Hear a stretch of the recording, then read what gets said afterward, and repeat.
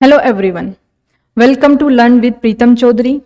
आज इस प्लेटफॉर्म पे हम डिस्कस करने जा रहे हैं एक नया टॉपिक जो कि इकोनॉमिक्स से संबंधित है and very very very important, बहुत इम्पोर्टेंट है। बजट और बजट से रिलेटेड जो फैक्चुअल इंफॉर्मेशन है, इस सेशन के अंदर हम जो बजट से रिलेटेड जो थ्योरेटिकल क्वेश्चंस जो पूछे जाते हैं, उस पूरे सेशन को हम एक कंसाइज फॉर्म के अंदर क्या करेंगे, डिस्कस करेंगे। कुछ इंपॉर्टेंट टर्म्स जिस पे सीधे सीधे क्वेश्चन, और वो क्वेश्चंस कहाँ से बनते हैं और कैसे आपको हैंडल करना है, वो आप इसके अंदर समझेंगे, जानेंगे। अगर आप हमारे चैनल के लिए नए हैं तो मैं आपको बता दूं कि हमारे इस चैनल पे हम विभिन्न जो राजस्थान की एग्ज़ाम हैं उनसे रिलेटेड सभी टॉपिक्स की तैयारी करते हैं।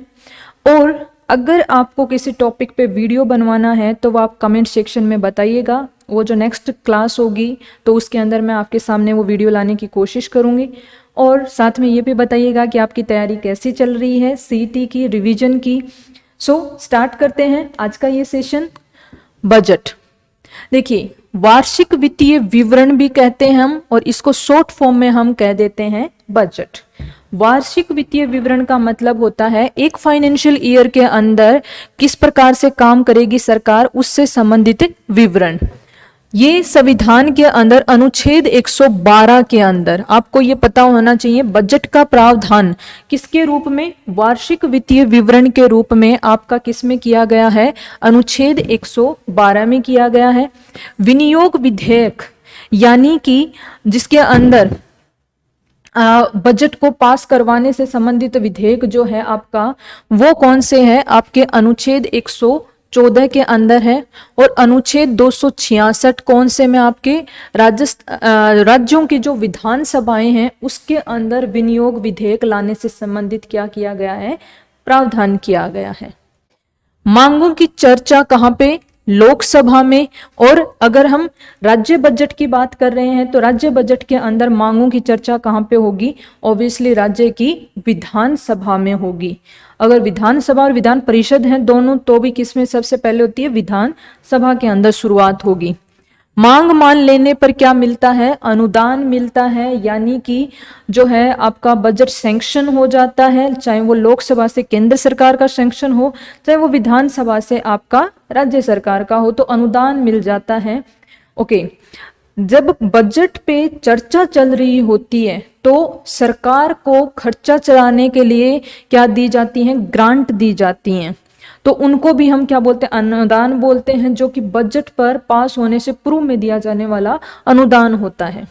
ओके, एक आपका होता है वित्त विधेयक। वित्त विधेयक का प्रावधान अनुच्छेद 117 में और अनुच्छेद 265, राज्य का वित्त विधेयक किस में आता है, स्टेट का finance bill. Finance bill state के अंदर कौन से में दिया गया है, आपका 265, आर्टिकल 265 में। और सेंट्रल लेवल पे फाइनेंस जो बिल है, फाइनेंस बिल, इससे रिलेटेड जो प्रावधान है वो आपका दिया गया है अनुच्छेद 117 में। सरकार इसके द्वारा, किसके द्वारा, वार्षिक वित्तीय विवरण या बजट की हम बात कर रहे हैं, इसके द्वारा जो है, अच्छा ओके सॉरी, यहाँ पे हम बात किसकी कर रहे हैं, वित्त विधेयक की कर रहे हैं, वित्त विधेयक के बारे में। तो वित्त विधेयक यानी कि जो फाइनेंशियल जो बिल होता है, फाइनेंस बिल जिसको हम बोलते हैं, उसके द्वारा सरकार क्या करना चाहती है, दो काम करना चाहती है। या तो कोई भी नया टैक्स यानी कि कर जो है इंट्रोड्यूस किया जाता है, लाया जाता है, या पुराने जो कर पहले से उपस्थित हैं उसके अंदर बदलाव करती है। ये बात हम किसकी कर रहे हैं, वित्त विधेयक की कर रहे हैं, अनुच्छेद 117। और राज्य के रेस्पेक्ट में इसका वित्त विधेयक का आर्टिकल होता है अनुच्छेद आपका 265। ये बहुत इंपॉर्टेंट है, आप दोनों आर्टिकल दोनों साइड के याद कर लेंगे। इस कर को लागू, नए कर को लागू कर सकती है, पुराने करों में बदलाव कर सकती है, किसके द्वारा, वित्त विधेयक के द्वारा। ओके, जो बजट को यदि हम पहले डिस्कस कर रहे हैं तो इससे संबंधित जो है कुछ प्रमुख परिभाषाएं हैं, उन प्रमुख परिभाषाओं को हम क्या कर लेते हैं, डिस्कस कर लेते हैं।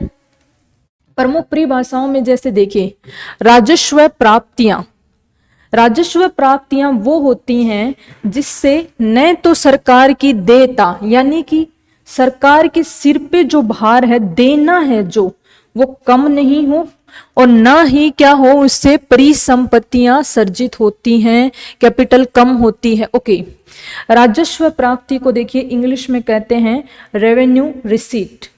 रेवेन्यू रिसीट, राजस्व प्राप्ति।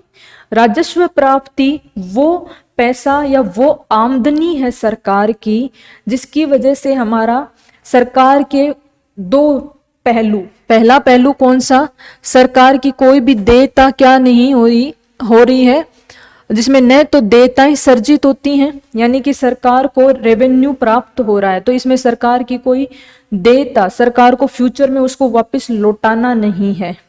दूसरी बात, परिसंपत्तियां कम भी नहीं हो रही हैं यानी कि कुल मिलाकर के इससे सरकार को कोई भी नुकसान नहीं हो रहा। ना तो सरकार पे कोई लोन चढ़ता है कि सरकार की कोई भविष्य में देने की स्थिति बने उसको, क्योंकि लोन लेते हैं तो लोन क्या होती है, एक देयता होती है, उसको आपको कभी ना कभी क्या करना होगा, चुकाना पड़ेगा। दूसरी चीज, आप कोई परिसंपत्ति का बेच करके कोई पैसा लेते हैं तो वो भी ओवरऑल क्या है, आपका एक नुकसान ही है। आपकी जो एक बड़ी मात्रा में जो कैपिटल है वो निकल गई। तो देखिए प्राप्ति, राजस्व प्राप्ति क्या होती है, एक तरीके से हम कह सकते हैं कि गेन वाली सिचुएशन है सरकार के लिए। ना तो भविष्य में इसको लौटाना है और ना ही इससे सरकार की कोई परिसंपत्ति कम हो रही है। ये चीज आप अच्छे से समझेंगे। पूंजीगत प्राप्तियां क्या होती हैं, पूंजीगत प्राप्तियां या हम कहें इसको इंग्लिश में कैपिटल रिसीट।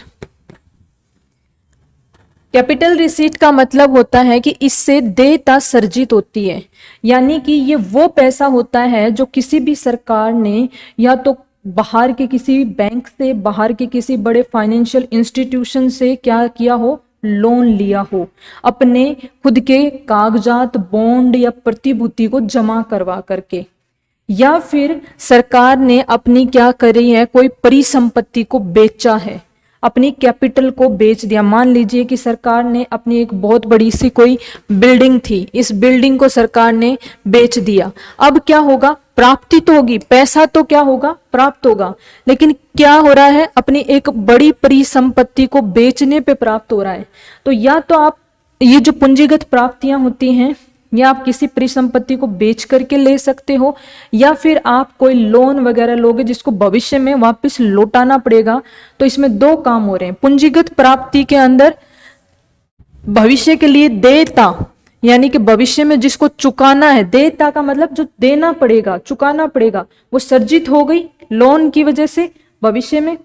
और परिसंपत्ति, दूसरा तरीका क्या है, या परिसंपत्ति कम होगी अगर आप पूंजीगत रूप से कोई भी चीज की प्राप्ति करते हो। ये दोनों होते हैं। पूंजीगत व्यय, जो पूंजीगत प्राप्ति है इसका अपोजिट पूंजीगत व्यय यानी कि आपका कैपिटल एक्सपेंडिचर। इससे क्या होता है, कैपिटल एक्सपेंडिचर से, एक्सपेंडिचर का मतलब खर्चा करना, देना, जो खुद के पास है देना।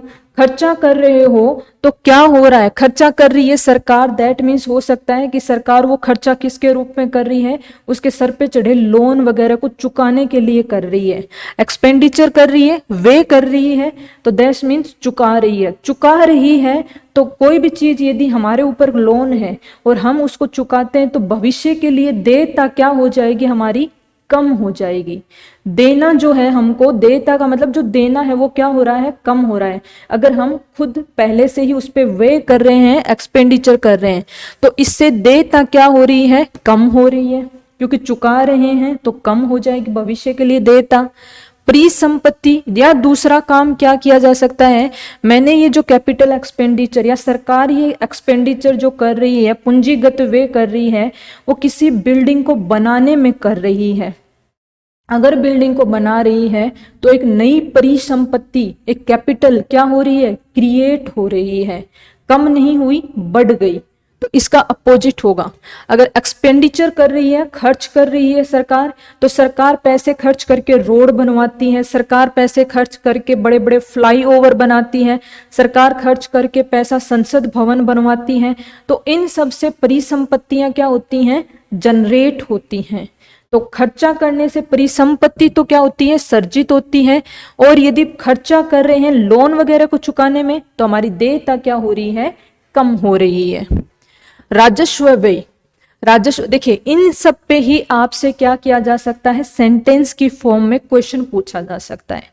अगर किसी भी सरकार का, क्वेश्चन क्या है ध्यान से सुनिएगा, अगर किसी सरकार का एक्सपेंडिचर, कैपिटल एक्सपेंडिचर बढ़ रहा है, तो इसका मतलब है, मैं आपको 4 ऑप्शन दिए जाएंगे। पहला होगा देयता सर्जित हो रही है, दूसरा होगा देयता कम हो रही है, तीसरा ऑप्शन होगा परिसंपत्ति कम हुई, एंड फोर्थ होगा कि देयता पे कोई भी प्रभाव नहीं पड़ा। तो यहाँ पे आंसर, राइट आंसर हो जाएगा कि देयता जो है वो कम हो रही है अगर कैपिटल एक्सपेंडिचर कर रहे हैं। तो ये चीज आपको क्या करना है, ध्यान में रखना है। नेक्स्ट, यदि रेवेन्यू एक्सपेंडिचर कर रहे हैं, रेवेन्यू एक्सपेंडिचर कर रहे हैं, राजस्व व्यय कर रहे हैं, तो इससे ना तो देयता कम होती है और ना ही परिसंपत्ति बढ़ती है। रेवेन्यू एक्सपेंडिचर का एग्जाम्पल है जैसे कि सरकारी कर्मचारियों को तनख्वाह देना, पेंशनर्स जो हैं सरकार का, उनको पेंशन देना। अब सरकारी कर्मचारियों को तनख्वाह दे रहे हैं, तो इससे सरकार की क्या देयता कम हुई, सरकार के ऊपर जो लोन है उसमें से तो कोई भी भुगतान नहीं हो पाया, सरकार की देयता तो एज इट इज बनी हुई है। सरकारी कर्मचारियों को पैसा दिया, वो तो उनका हक था, वो उनके द्वारा काम किए हुए जो खर्चा था उसके बदले में भुगतान हो रहा है यहाँ पे। तो सरकार की ओवरऑल भविष्य की जो सर पे जो लोन बैठे उनमें से तो कोई कमी नहीं आई, सरकार की देयता कम नहीं हुई।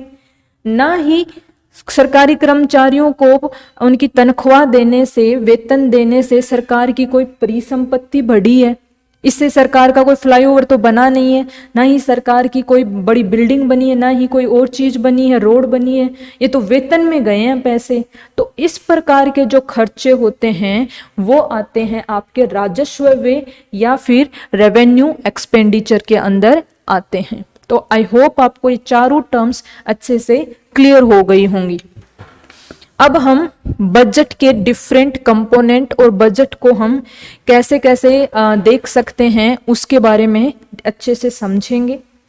बजट के अंदर देखिए, एक होता है आपका रेवेन्यू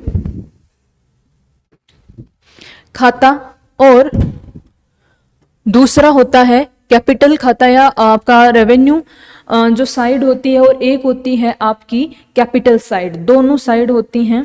तो रेवेन्यू के अंदर आपकी प्राप्तियां यानी कि रिसीट और एक होता है एक्सपेंडिचर, इसको हम बोलेंगे रेवेन्यू रिसीट और इसको हम बोलेंगे रेवेन्यू एक्सपेंडिचर। यानी कि देखिए रेवेन्यू की वजह से कौन कौन सी क्षेत्र से हमें प्राप्ति कहाँ से होती है और खर्चा रेवेन्यू की साइड में कहाँ पे होता है। आपको ये टेबल याद होनी चाहिए। आपसे क्वेश्चन कैसे पूछा जाएगा ये टेबल समझाने के बाद मैं आपको बताती हूँ। ओके, प्राप्तियां किस किस के रूप में हो सकती हैं, टैक्स लगा करके, कर के रूप में, और गैर कर यानी कि नॉन टैक्स की होने वाली प्राप्ति। सरकार पैसे कैसे प्राप्त करती है, एक तो टैक्स इम्पोज करके, सरकार ने इनकम टैक्स लगा दिया, सरकार ने मैन्युफैक्चरिंग टैक्स लगा दिया, सरकार ने वैट लगा दिया, सरकार ने सेस लगा दिया, ये सभी टैक्स लगा दिए। तो ये सारा पैसा क्या होता है, सरकार के लिए आपकी एक प्राप्ति है। दूसरी तरफ बिना टैक्स के सरकार को कहां से पैसा प्राप्त हो रहा है ये समझेंगे। देखिए प्रत्यक्ष और अप्रत्यक्ष कर। प्रत्यक्ष कर जैसे कि इनकम टैक्स, आपकी इनकम पे लगने वाला सीधा सीधा जो टैक्स है वो आपका क्या हो जाएगा, इनकम टैक्स हो जाएगा, प्रत्यक्ष कर हो जाएगा। उसके अलावा GST, goods and services tax, जो आप डायरेक्टली टैक्स के रूप में न पे कर करके किसी वस्तु की मूल्य के ऊपर टैक्स के रूप में अदा कर रहे हो, वो हो जाता है आपका अप्रत्यक्ष कर। इसका एग्जाम्पल हो जाएगा आपका इनकम टैक्स और इसका हो जाएगा अप्रत्यक्ष कर का जीएसटी हो जाएगा। गैर कर के रूप में तो ये सब किसके पास में जा रहा है, गवर्नमेंट्स के पास में जा रहा है, तो गवर्नमेंट की ये क्या हो गई, राजस्व की प्राप्तियां हो गई।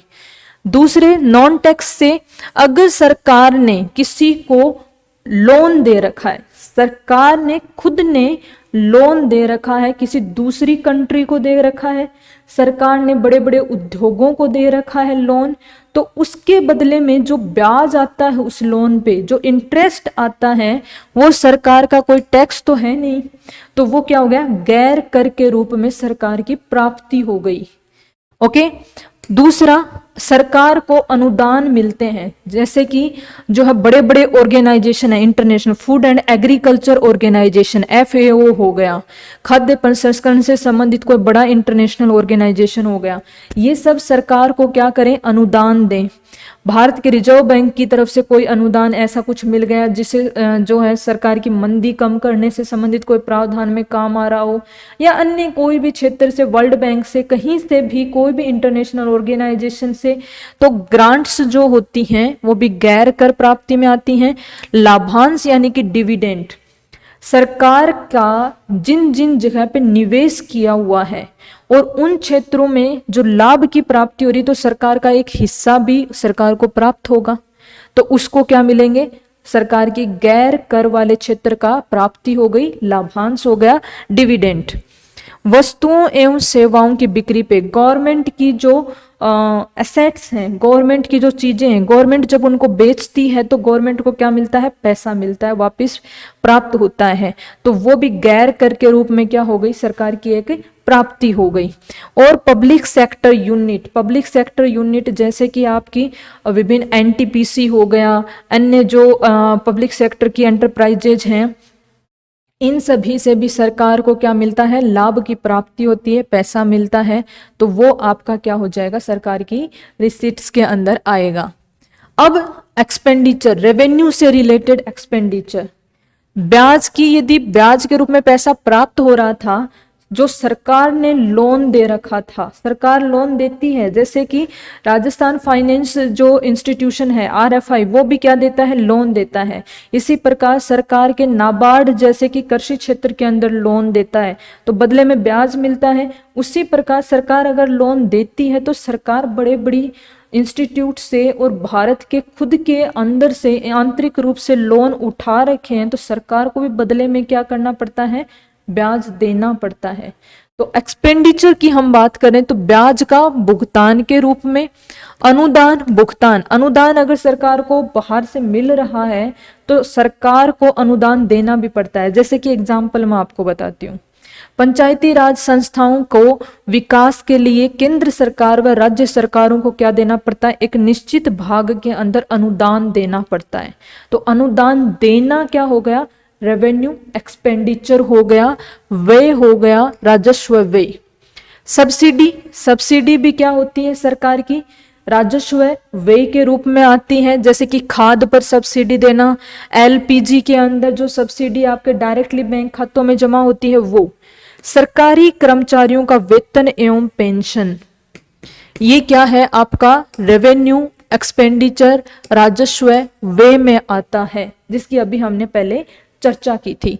अब हम बजट के अंदर पूंजीगत खाता की ओर चलते हैं, जहां पे एक तरफ पूंजीगत प्राप्तियां हैं और एक तरफ है पूंजीगत व्यय।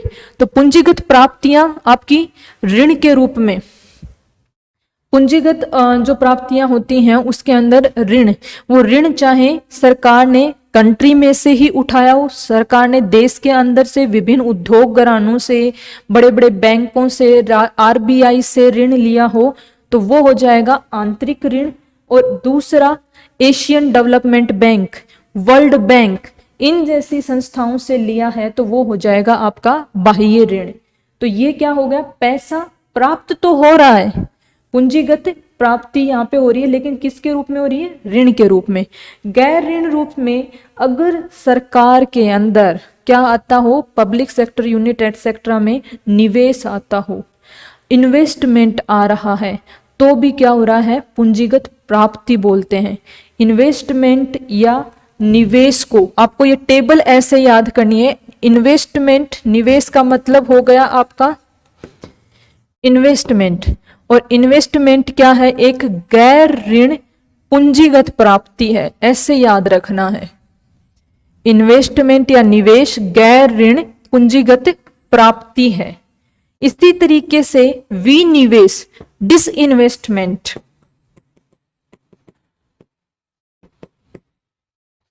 डिसइन्वेस्टमेंट मान लीजिए कि सरकार ने एनटीपीसी में या एलआईसी के अंदर सरकार की भागीदारी को, एग्जाम्पल के तौर पे समझा रही हूँ, 60% से सरकार की भागीदारी 30% कर दी, 30% जो है प्राइवेट सेक्टर को दे दिया और एक्स्ट्रा, तो ये क्या कहलाता? डिसइन्वेस्टमेंट कहलाता। इसके बदले में सरकार को अपने 30% हिस्से का क्या मिलेगा?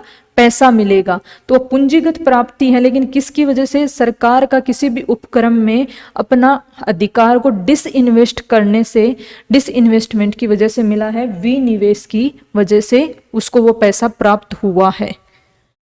अब व्यय की बात कर लेते हैं, जो कैपिटल एक्सपेंडिचर की जो बात करते हैं, तो ऋण का चुकाना सरकार के द्वारा, चाहे वो आंतरिक रूप से ऋण लिया गया हो, चाहे बाह्य क्षेत्र की संस्थाओं से जो ऋण लिया गया हो, उसको चुकाना जो है वो सरकार के कैपिटल एक्सपेंडिचर के अंदर आता है। ये कैपिटल एक्सपेंडिचर या पूंजीगत व्यय का हिस्सा है, ये आप याद रखेंगे इस टेबल से।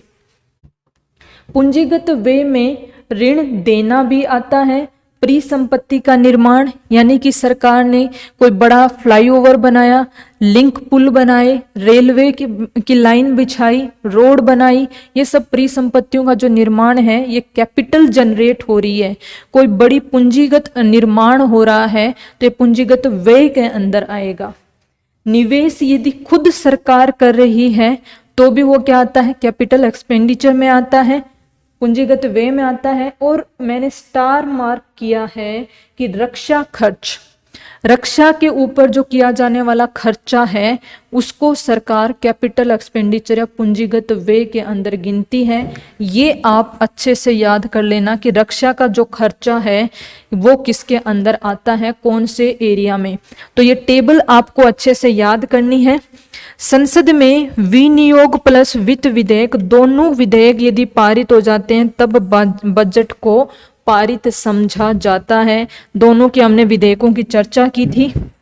अब हम कुछ बजट के अंदर होने वाले विभिन्न घाटे से संबंधित जो टर्म्स हैं उनको हम स्टडी कर लेते हैं। ओके, बजट घाटे के प्रकार। सबसे पहली टर्म है राजस्व घाटा। राजस्व यानी कि रेवेन्यू, इसके बारे में हमने देखा था अभी। तो राजस्व घाटा सिंपली राजस्व की प्राप्तियां माइनस राजस्व का व्यय। यदि राजस्व की प्राप्तियों में से राजस्व का व्यय बढ़ जाए और इसकी वैल्यू नेगेटिव में आती है, यानी कि खर्चा ज्यादा हो जाए और प्राप्तियां कम रह जाएं इसकी कंपैरिजन में, तब वो नेगेटिव वैल्यू आएगी। तो वो क्या कहलाएगा? आपका राजस्व घाटा। घाटा क्या चीज होती है? हानि क्या चीज होती है? जहां पे लाभ नहीं हो रहा है। लाभ कब नहीं होगा? जब कमाई कम है और खर्चा ज्यादा है।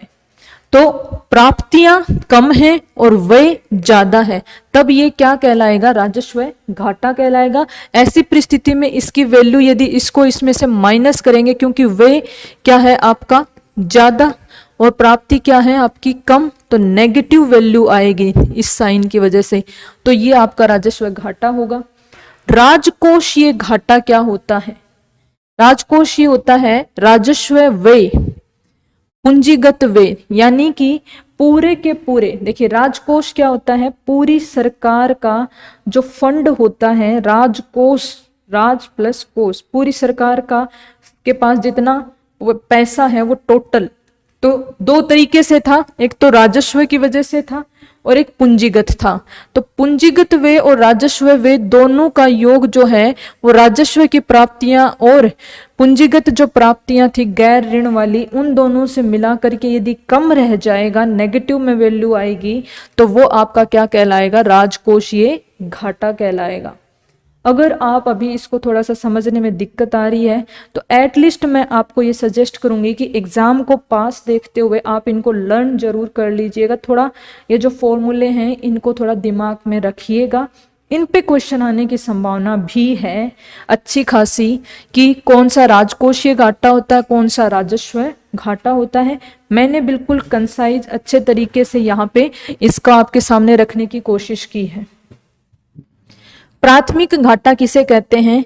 पूरे के पूरे राजकोषीय घाटे में से यदि ब्याज के भुगतान को हटा दिया जाए, जो सरकार ने ब्याज का भुगतान किया है इसको हटा दें, तो वो पीछे जो बचेगा उसको क्या कहते हैं? प्राथमिक घाटा, प्राइमरी जो डेफिसिट है उसको कहते हैं। प्रभावी राजस्व घाटा, राजस्व घाटा हमने यहाँ पे देखा था, रेवेन्यू डेफिसिट बोलते हैं इसको इंग्लिश में, इसको रेवेन्यू डेफिसिट बोलते हैं, प्राथमिक प्राइमरी डेफिसिट बोलते हैं। और जो इफेक्टिव रेवेन्यू डेफिसिट जो है उसका मतलब है आपका राजस्व घाटा माइनस दिए गए अनुदान। जो रेवेन्यू डेफिसिट में से अगर ग्रांट्स को हटा दें, जो सरकार के द्वारा विभिन्न कार्यों के लिए राज्य सरकारों को या पंचायती राज संस्थाओं को जो अनुदान दिए गए हैं, जो ग्रांट्स दिए गए, उनको हटा दें, तो पीछे बचे हुए नुकसान को क्या बोलते हैं? हम प्रभावी राजस्व घाटा बोलते हैं। ओके, ओवरऑल बजट घाटा किसे बोलते हैं? बहुत आसान है बजट घाटा। कुल प्राप्तियां जो हुई हैं और उसमें से कुल व्यय को आप क्या कर दो? माइनस कर दो। घाटे की वजह से हमेशा इन सभी की वैल्यू, अगर इसको इसमें से माइनस, मान लीजिए कि कुल प्राप्तियां 1000 करोड़ रुपए की हुई हैं और जो कुल व्यय है वो 1100 करोड़ रुपए का हुआ, तो -100 करोड़ ऐसे आएंगे। तो ये जो माइनस का साइन है ये क्या दिखा रहा है? ये घाटा प्रदर्शित कर रहा है। हम माइनस में चले गए, हमारे पैसे माइनस में हो गए, नुकसान हो गया, घाटा हो गया, ये इसका मीनिंग है। ये इंपॉर्टेंट है। ट्विन डेफिसिट या जुड़वा घाटा किसे कहते हैं? व्यापार का घाटा प्लस राजकोषीय, यानी कि व्यापार में भी नुकसान हो गया। व्यापार में नुकसान क्या होता है? व्यापार में एक तो होता है आयात और एक होता है निर्यात, बेचना और खरीदना। नुकसान कब होगा, फायदा कब होगा? देखिए, नुकसान बता रही हूं, नुकसान तब होता है जब हम आयात ज्यादा करने लग जाते हैं और निर्यात कम करते हैं। तब हम ज्यादा चीजें खरीद रहे हैं, अंदर ले रहे हैं, तो पैसे देने पड़ेंगे तो हमारे क्या हो रहा है? आयात ज्यादा हो रहा है, निर्यात कम, तो नुकसान हो रहा है। और इसी के अपोजिट क्या हो जाएगा? फायदा हो जाएगा व्यापार में। तो अगर व्यापार में भी नुकसान हो रहा है और हमारे राजकोष में भी नुकसान हो रहा है, तो ये दोनों हमारे मिलकर के इकोनॉमी को डुबाने वाला काम हो गया। इसको बोलते हैं ट्विन डेफिसिट या जुड़वा घाटा। तो ये क्या होता है? व्यापार घाटा प्लस राजकोषीय घाटा। अब इन घाटों में से इंपॉर्टेंट आपको कि प्रभाव क्या पड़ेंगे वो समझ लेते हैं। देखिए, प्रभाव की बात करें तो जब राजस्व घाटा बढ़ता है, साइन से समझेंगे, जब राजस्व घाटा बढ़ता है तो इससे क्या होगा? आपका सरकारी व्यय भी बढ़ेगा। नुकसान बढ़ रहा है, घाटा बढ़ रहा है, दैट मीन्स क्या हुआ है? खर्चा ज्यादा हो रहा है, सरकार का खर्चा ज्यादा हो रहा है कमाई से, तभी तो राजकोषीय घाटा क्या हो गया? बढ़ गया। सरकार का खर्चा ज्यादा हुआ, अपनी आम भाषा में याद कर लेते हैं हम, सरकार का खर्चा बढ़ गया। सरकार का खर्चा बढ़ाया है सरकार ने, दैट मीन्स सरकार के पास जो पैसा था सरकार ने किसी ना किसी रूप में खर्च करके जनता तक पहुंचा दिया, और वो जनता के पास जो पैसा है वो बाजार में आ गया। तो बाजार के अंदर पैसा आने से तरलता बढ़ गई, लिक्विडिटी बढ़ गई। मौद्रिक नीति में और राजकोषीय नीति में मैंने इसका जिक्र किया था। अब सरकार मार्केट में पैसे ज्यादा आ गए, तरलता बढ़ने का मतलब होता है, लिक्विडिटी बढ़ने का मतलब होता है कि कैश में जो करेंसी है वो मार्केट में ज्यादा आ गई। मार्केट में कैश करेंसी ज्यादा आने का मतलब होता है मार्केट में मांग बढ़ जाएगी चीजों की। आपके और मेरे पास और दूसरों के पास में यदि कैश ज्यादा हो जाएगा तो हम ज्यादा चीजें मांग में करेंगे कि हमें कोट भी लाना, हमें स्वेटर भी लानी, हमें ब्लेजर भी लाना, हमें ये भी लाना है, पैसे हैं अभी हमारे पास, तो दैट मीन्स मांग में वृद्धि हो जाएगी। मांग में वृद्धि हो जाएगी और उसके अनुरूप क्या नहीं हुआ है, उत्पादन नहीं हुआ है। तो इससे क्या होगा, मुद्रास्फीति बढ़ जाएगी, चीजों की महंगाई बढ़ जाएगी। यही हमने राजकोषीय नीति और मौद्रिक नीति में, खास करके मौद्रिक नीति में इसको समझा था। जो लोग ये क्लास देख रहे हैं वो पीछे एक बार जा करके राजकोषीय नीति और मौद्रिक नीति की जो छोटी छोटी क्लासेस हैं जिनको अच्छे से बताया मैंने, वो भी देख लीजिए। ओके, तो एक प्रभाव तो क्या पड़ेगा इस पूरे साइकिल का, मांग बढ़ी तो मुद्रास्फीति यानी कि आपकी जो महंगाई है वो भी क्या हो गई, बढ़ गई। और दूसरा क्या होगा, मांग में यदि इंक्रीज हुआ है, बढ़ा है, तो दैट मीन्स हम ज्यादा से ज्यादा उस मांग की पूर्ति के लिए, उस मांग को पूरा करने के लिए क्या करेंगे, आयात करेंगे। अच्छा भाई, अभी जो है सर्दी के कपड़ों की मांग बढ़ गई तो बाहर से वुलन जो गारमेंट्स हैं उनको ज्यादा खुद में इतना उत्पादन हो नहीं पा रहा, मांग की पूर्ति हो नहीं पा रही, तो आयात करना शुरू कर देंगे। आयात करेंगे, निर्यात कम हो जाएगा, आयात बढ़ जाएगा, निर्यात कम हो जाएगा, तो ये क्या हो जाएगा, व्यापार घाटा भी बढ़ जाएगा। यही मैंने व्यापार घाटा बताया था। तो ये प्रभाव पड़ेगा। इस चीज को, इस फ्लो चार्ट को आपसे विभिन्न तरीके से एग्जाम में स्टेटमेंट के रूप में पूछ सकते हैं।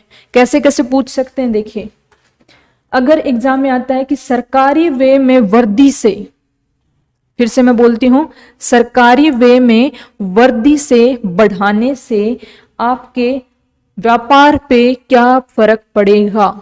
तो सरकारी व्यय में वृद्धि से क्या होगा, बाजार में तरलता बढ़ेगी, मांग में बढ़ोतरी होगी, आयात ज्यादा होगा, निर्यात कम होगा, तो व्यापार में क्या होगा, नुकसान होगा आपका, इससे नुकसान होगा, घाटा होगा। इस तरीके से आप इस फ्लो चार्ट को याद करके विभिन्न प्रकार के जो क्वेश्चंस हैं उसका आंसर कर सकते हैं। आई होप आपको ये आज की क्लास जो बजट से संबंधित इसके विभिन्न प्रावधान हैं, इसकी विभिन्न डेफिनेशन हैं, सब पसंद आया होगा। स्टिल आपकी कोई क्वेरी है, कोई क्वेश्चन है, कोई चीज़ समझ नहीं आई है, वो आप कमेंट सेक्शन में जरूर लिख सकते हैं, वहाँ पे आपको रिप्लाई मिल जाएगा। और इसके अलावा आपको ये सेशन कैसा लगा ये कमेंट सेक्शन में मुझे ज़रूर बताइएगा। Thank you so much.